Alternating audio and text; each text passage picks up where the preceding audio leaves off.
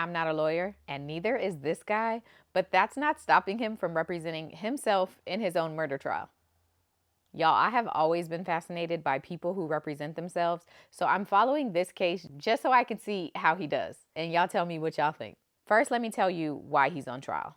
His name is Franklin Ty Tucker, and he's been charged with robbery, homicide, aggravated assault, and battery. Prosecutors say that on November 17, 2017, Ty and a man who goes by Detroit went to this place, which is known as the treehouse, to rob this woman whose name is Paula Belmonte.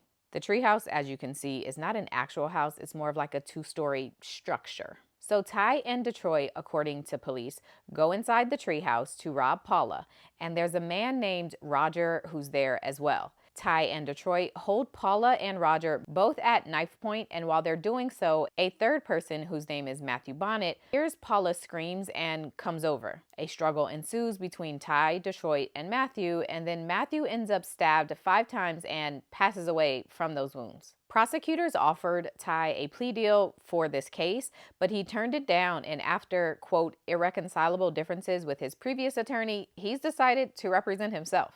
It's also worth noting that on December 21st, 2022, Detroit was sentenced to life without the possibility of parole after a jury found him guilty of both robbery and homicide. Okay, let's get to opening statements. I'm going to start with the prosecutor's opening statement laying out the crime. Now, context before you watch. Franklin Ty Tucker is the defendant that's representing himself in this trial. Detroit, whose real name is Rory Wilson, he's the black guy that did the robbing with Ty. And then John Travis Johnson is the getaway driver. We believe the evidence in this case will show the defendant in this case, Mr. Franklin Tyrone Tucker, along with co-defendants Rory Wilson and Travis Johnson, planned and effectuated a robbery at that location, which at the time was the residence of Paula Belmonte. During the commission of this robbery, Ms. Belmonte and Mr. Reggett were screaming in fear for their lives. A neighbor, Mr. Matthew Bonnet, heard the screams as he was coming up the stairs. The evidence will show that Mr. Tucker and Mr. Wilson confronted him. There was a struggle that ensued, and Mr. Bonnet was stabbed numerous times and eventually died from these injuries. Defendant Johnson, who was waiting in his dark-colored pickup truck, the getaway driver, noticing that there was a commotion going on, decided to leave his 2 accomplices and drives away.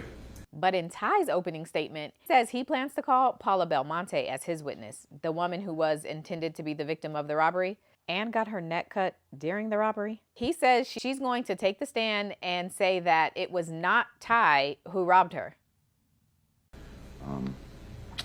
That was quite the story. The prosecution, tells that story, but the problem is very little of that story is true. We're going to, put on the surviving victim, Miss Paula Belmonte, who says, 100% sure it wasn't me that night.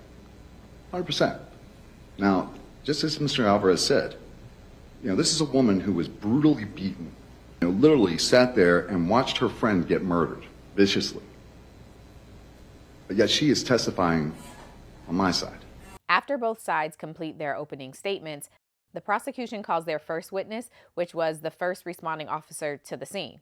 That officer lays out what she found. So on arrival, I could hear, I parked my patrol vehicle out front of the property, and I could hear someone screaming from what ended up being the top of the treehouse. I made my way onto the property, up the stairs, and that's where I encountered the first victim laying face down on the stairs, unresponsive. And then because Ty's the defendant and the defense's attorney, it got a bit awkward during his cross-examination of her. Correct. Okay. Now, we get to the scene, okay, and, was I there? Correct. Just we'll go for that right there. Was I present when you got there? I did not see you, no. Yeah, okay. Yes. A few days later. Okay, a few days later, and... I was on shift again, and I got called to assist with arresting you.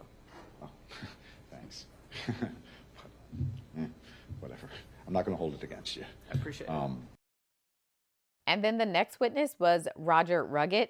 He's the man who was there with Paula during the robbery. Now, before I play this clip of Roger, I just want to give you context that he's told the jury about his history of partying with Paula, which included a lot of drugs and alcohol. Two guys came up the steps, looked around the corner. They were wearing a skull mask, and they came up, and I stood up, and I go, "What the hell's this?" One of them nailed me, knocked me right back into the chair. Person took a knife and put it to my throat, or he put it right here in front of my face, and gave me the motion like this, don't want to hear that damn thing out of you, At some point, do you remember seeing Paula during this struggle? Oh yeah, she was sitting right there, getting beat up too. Any description as far as the size of these men? I could tell by the Swazier who the one was. I knew the Swazier, get that word right, Swazier? Okay. His style, his walk, his talk. And here's how Ty did on cross-examination of Roger. Now, you said you didn't know my name, you don't know me, right? We've never partied together, right? No, I don't know you. Okay, good. Now, would you recognize his voice again if you ever heard him? He didn't say nothing. Well, I mean, if he said, didn't he say we got to get out of here? That's about it. Okay, but you wouldn't recognize his voice? No, I don't think I would. Okay, just check. Did you ever say that Franklin Tyrone Tucker put his finger towards his mouth and made a shh sound? No. Okay, I good. didn't say no name. Good. No further questions, Your Honor. Thank you. Okay, I'll be back so I can show you how Ty did on day number 2.